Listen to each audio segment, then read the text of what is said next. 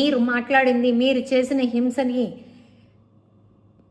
బాబు గారు యాక్షన్ తీసుకోకపోయినా పైన దేవదేవుడు ఖచ్చితంగా మీకు బుద్ధి చెప్తారు.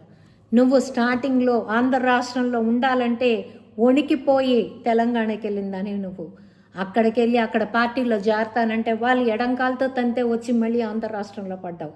అది నీ ఒప్పుకోలేకపోతే ఇవాళ రోజున నాకేమీ జరగదు, చంద్రబాబు నాయుడు గారు ఆంధ్ర రాష్ట్ర అభివృద్ధి కోసం చూస్తున్నారు, అనవసరంగా నన్ను అరెస్ట్ చేసి నేను చేసే అల్లరి, నేను చేసే ఆగం భరించడానికి ఆంధ్ర రాష్ట్రము సిద్ధంగా లేదు, నారా చంద్రబాబు నాయుడు గారు కూటమి ప్రభుత్వం సిద్ధంగా లేదని చెప్పి నువ్వు ఇవాళ వచ్చి ఇక్కడ మళ్ళీ తైతక్కలాడుతున్నావు. నోటికొచ్చినట్టు పవన్ కళ్యాణ్ గారిని మాట్లాడుతున్నావు, నారా చంద్రబాబు నాయుడు గారిని మాట్లాడుతున్నావు, అమ్మ లోకేష్ బాబుని మాట్లాడుతున్నావు. ప్రజాక్షేత్రంలో మీకు ఎంత బుద్ధి చెప్పినా మీ బుద్ధి మారట్లేదు. చూడండి, కనీసం మనిషిలాగా బతకడం నేర్చుకోండి. కనీసం మనిషి.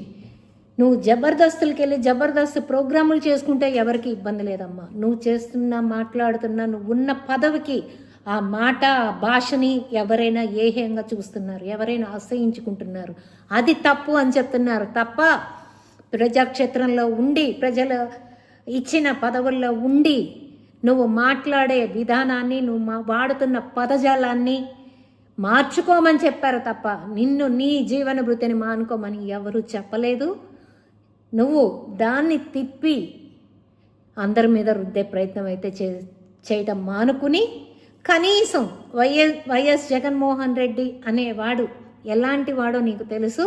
స్క్రిప్ట్లు ఇస్తున్న మాట నీకు తెలుసు. అది పబ్లిక్ మీటింగ్లోనే బాబు గారిని తిట్టమన్నారు అని తమరి చెవుల్లో మైకుల ముందు చెప్పిన మా వీడియోలు కూడా ఉన్నాయి.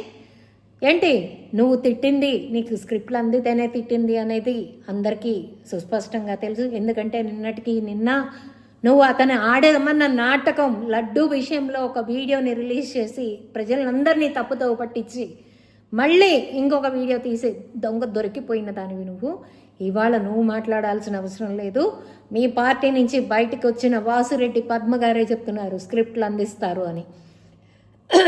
మీకు ఎంత తిడితే నారా చంద్రబాబు నాయుడు గారిని, లోకేష్ గారిని, పవన్ గారిని ఎంత తిడితే మీకు అంత పెద్ద పదవులు ఇవ్వడానికి జగన్మోహన్ రెడ్డి సిద్ధంగా ఉంటాడు. సైకో మనస్తత్వం ఉన్న వ్యక్తి అని చెప్పి పబ్లిక్గా వాసిరెడ్డి పద్మ గారే చెప్తున్నారు. సో ఏంటంటే ఇక ప్రజల్ని నమ్మించడం, అబద్ధాలు చెప్పడం మానేసి ప్రజాక్షేత్రంలో ఎలా నిలదొక్కుకోవాలో, కనీసం 11 రేపొద్దున అవి కూడా ఎలా నిలబడాలో ప్లాన్ చేసుకుని ఆలోచించుకుంటారని ఆశిస్తూ సెలవు తీసుకుంటున్నాను. Thank you.